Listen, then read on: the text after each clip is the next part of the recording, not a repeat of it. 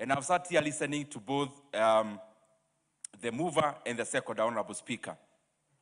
Honorable Speaker, listening and reading the bill, one of the issues it is highlighting is about infrastructure. And you're talking here about roads, airports, and of course water and electrification or energy. But Honorable Speaker, it is important for us to know that reading the bill, all the things that you are purporting to want to do are already being done by Kenya.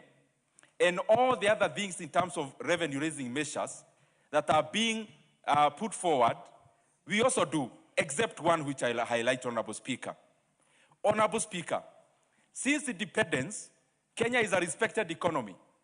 When it comes to roads, Kenya is the #3 best paved road in paved economy in Africa in terms of paved roads.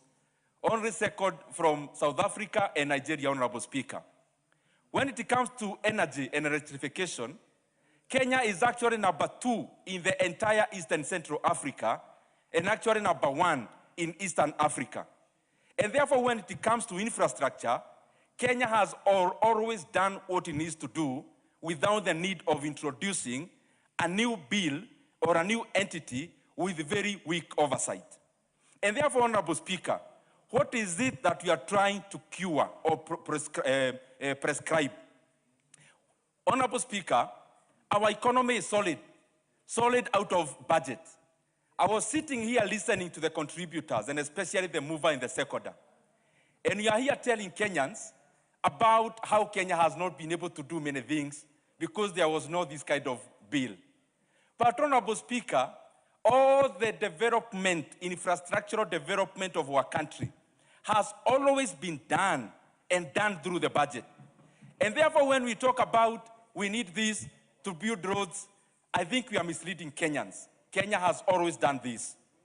Honorable Speaker, the second point, everything in this bill is always and has always been done by Kenya, except one thing, that now Kenya wants to move away from recording our debt in one book of debt.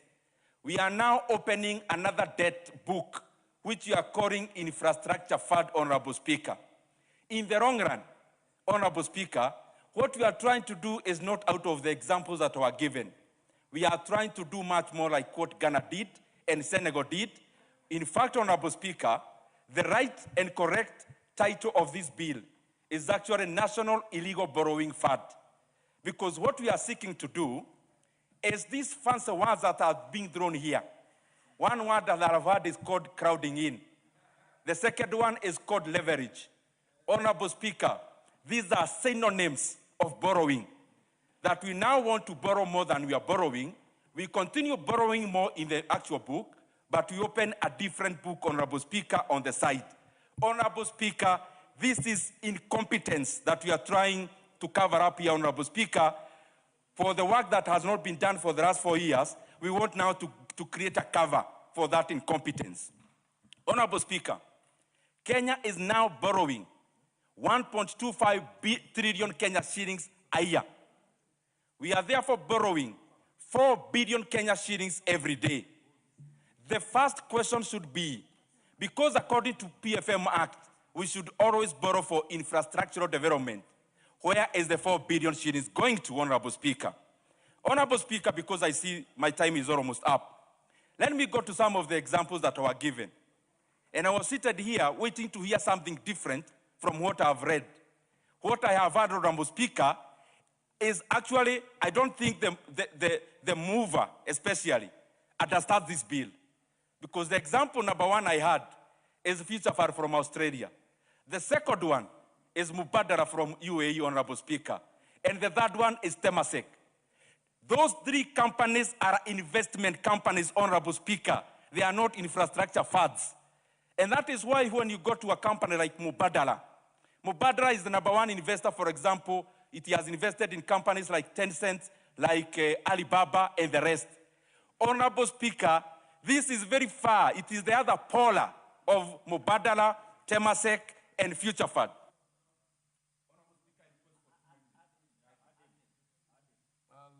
You have 1 minute. 1 minute. 1 minute. Honorable Speaker, What I'm just trying to say is that the examples we are floating around here is totally misleading. Whereas Mubadala and Future Fund and Temasek of Singapore, their work is to invest and actually get returns for the country. This other fund, what is purporting to do is to raise funds through this parliament, to raise funds through privatization, but not to invest, Honorable Speaker. It is to leverage, crowding, which are actually synonyms of borrowing, Honorable Speaker. Now we want to give somebody a pass and a throughway to borrow 5 trillion Kenya shillings, Honorable Speaker, and determine how it is spent. Our 4 trillion budget is oversighted by this budget, by this parliament.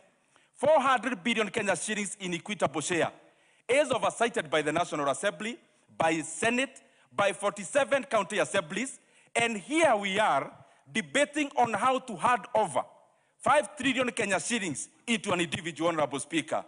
You cannot be patriotic and support this kind of reckless experimentation, Honorable Speaker.